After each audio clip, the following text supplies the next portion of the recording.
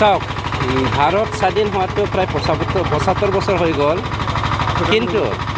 আমাৰ এই দাঁতগাড়ী অঞ্চলত ইণ্ডো ভূটান বৰ্ডাৰ যি গাঁওখনক আমি টুকৰি বস্তি বুলি জনা যায় ইয়াত আমাৰ নেপালী আৰু বড়ো সম্প্ৰদায়ৰ মানুহসকল বসবাস কৰি আছে যুগ যুগ ধৰি কিন্তু আজিলৈকে ইয়াত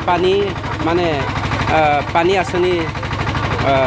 আঁচনিটো হোৱা নাছিল ইভেন আচৰিত হ'বলগীয়া কথাটো হ'ল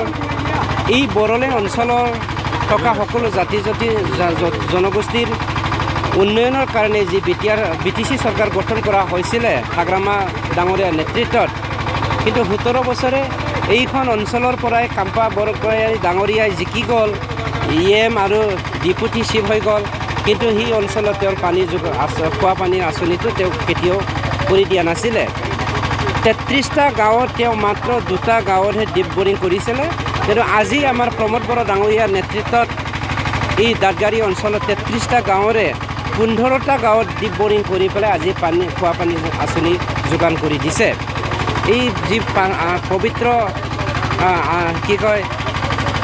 কাৰ্যটো আমি আজি কৰিলোঁ ইয়াত এইখন গাঁৱত 450 ফিট তললৈকে আমি ডিপ বৰিং কৰি পেলাই আজি পানী যোগানৰ আঁচনিটো বনালোঁ গতিকে ৰাইজে খুব সুখী যিটোৰ কাৰণে তেওঁলোকে ষ্ট্ৰাগল কৰি আছিল তেওঁলোকৰ খাবলৈ আছে তেওঁলোকৰ সকলো আছে কিন্তু খোৱা পানীৰ কাৰণে তেওঁলোকে পেট্ৰলতকৈ বেছি দাম দিব লগা হৈছিলে আজি ইয়াৰ যি সমস্যা সেই সমস্যাটো আমি সমাধান কৰিব পাৰিলোঁ নাই এইটো SOPDৰ পৰা বনোৱা হৈছে SOPD ফানৰ পৰা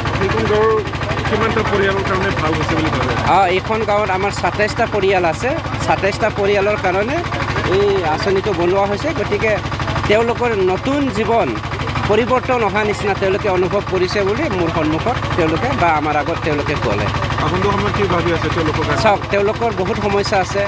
পানীটোতো মেজৰ ইছ্যু আছিলে দ্বিতীয় ইছ্যুটো তেওঁলোকৰ কাৰেণ্ট তেওঁলোকৰ গাঁৱত আজিলৈকে অহা নাই আৰু ৰাস্তাটো একেবাৰে নেগলিজেঞ্চি কৰিছে যোৱা 17 বছৰে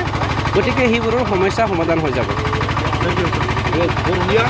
एक तो मैं बहुत धन्यवाद कहना चाहता हूँ UPPL को